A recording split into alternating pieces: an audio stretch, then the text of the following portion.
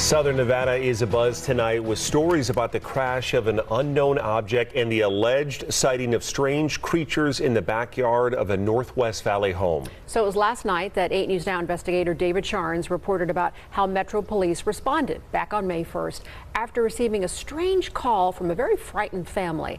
Well, our report generated a global response, and now piecing together the sequence of events has been kind of tricky, in part because the primary witnesses have been almost as elusive as the beings they say they encountered. Chief Investigator George Knapp is as perplexed as the rest of us. George. As you know, this is not our first UFO rodeo. We first heard about the incident in early May via the Metro Police grapevine. The incident has a lot in common with other bizarre cases from around the world: an alleged crash, strange beings, and bits and pieces that don't make sense. But the police took this seriously, and so do we.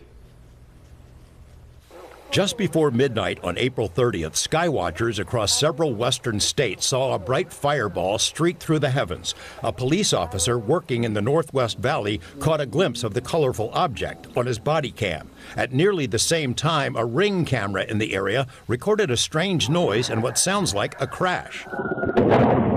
One family living in a ranch-style home had a much closer view of the object. Two brothers and their father were working on a vehicle in their yard when they caught a glimpse of a sparkly object as it came crashing down, then were hit by what they describe as a shock wave. One of the witnesses, a young man named Angel, has stated when the brothers looked into the yard where the object landed, that spot was obscured and blurry, as if by unknown form of camouflage. What they saw next prompted a frantic call to 911. So there's two people or two subjects that are in your backyard? Correct, and they're very large. They're like 8 foot, 9 feet, 10 foot. I don't know. They look like aliens to us. Big eyes. They have big eyes, like I can't explain it, and big mouth. They're shiny eyes, and they're not human. They're 100% they're not human. 8 News Now investigators have spoken with family members multiple times in the past 4 weeks, but each of the 3 times we accepted their invitation to do an interview, they didn't answer the door or their phone. These are some of the claims they've made in other public forums. Multiple family members backed up the story in an initial police report we obtained. Angel says they heard the patter of multiple feet in the yard. They later heard footsteps on their roof. They saw one of the 8-foot-tall creatures climb behind the controls of a large front loader stored in the yard as if trying to engage it. He got a good look at one of the creatures, he said, a greenish-grayish being with large eyes and long legs. He says he could hear its deep breaths, and when he locked eyes, he was, in essence, frozen in place, couldn't move. In the middle of the yard, where the object had crashed, then vanished, a circular impression was left in the soil. Okay, where is this on your property? Metro sources say the police dispatcher initially wondered whether to send a crisis intervention team to help the troubled witness, but then took the incident seriously.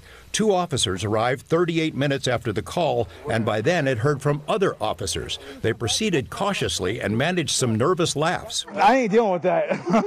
A few days later, the family says 2 Metro sergeants returned to the scene to ask follow-up questions. The family says they also saw men in suits and sunglasses driving in a car with government plates cruising slowly past the house in the following days. Nellis and Creech have denied any interest or involvement with the incident. Metro has indicated they believe the family that something crashed in their yard. But what?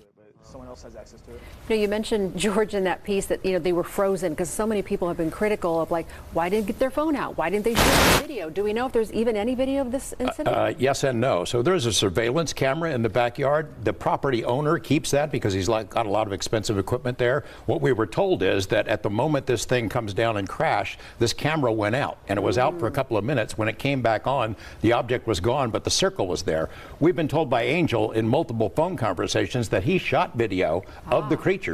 We haven't seen it, and we don't know anybody else who's seen it yet, so maybe he'll release it at some point. It's getting a lot of attention. Yeah, all over. All right, George, thanks for that.